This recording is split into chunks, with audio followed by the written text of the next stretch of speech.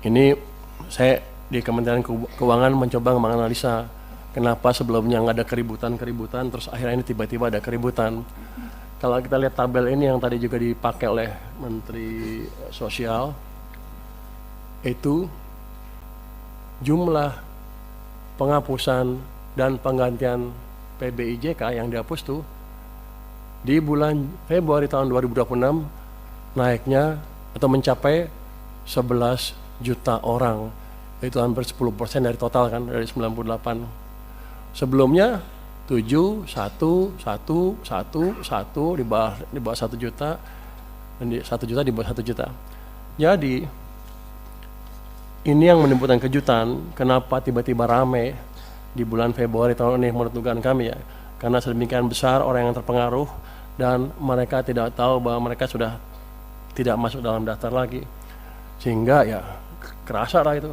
Kalau 10% karena kan kerasa tuh, kalau 1% nggak ribut orang-orang. Begitu 10, hampir yang sakit tuh hampir semuanya kena tuh, dugaan saya ya. Jadi ini yang mesti dikendalikan ke depan.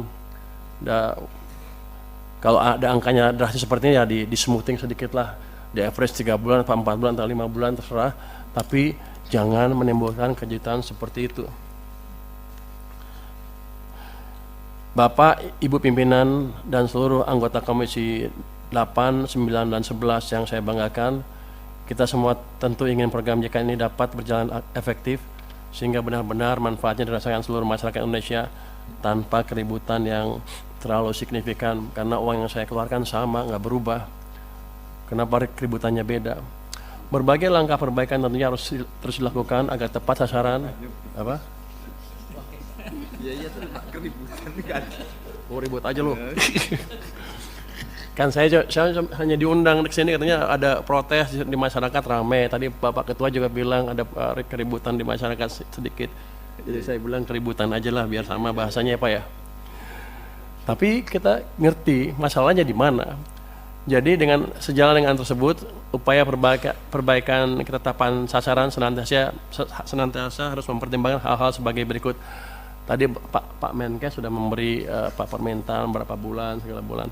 Saya perkuat sedikit deh. Pertama, perubahan data PBI JKN pada prinsipnya merupakan upaya untuk meningkatkan kualitas dan tata kelola program JKN agar lebih tepat sasaran, melindungi masyarakat miskin dan tidak mampu. Itu. Jadi pemutahirannya jangan bikin keributan.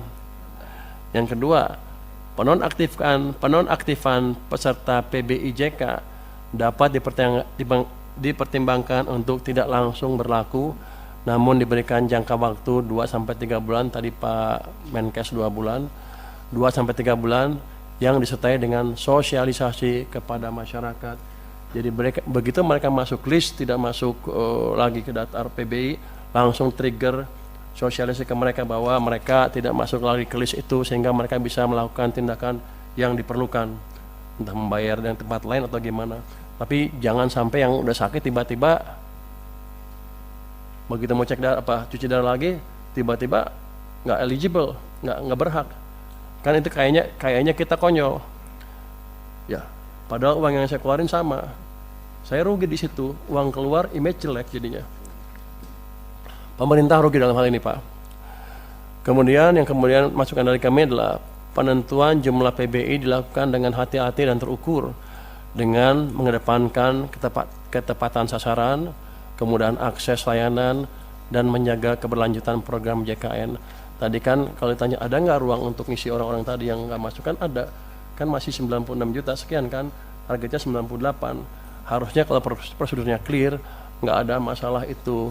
Jadi masalahnya adalah masalah operasional, masalah manajemen, dan masalah sosialisasi yang harus bisa dibereskan secepatnya.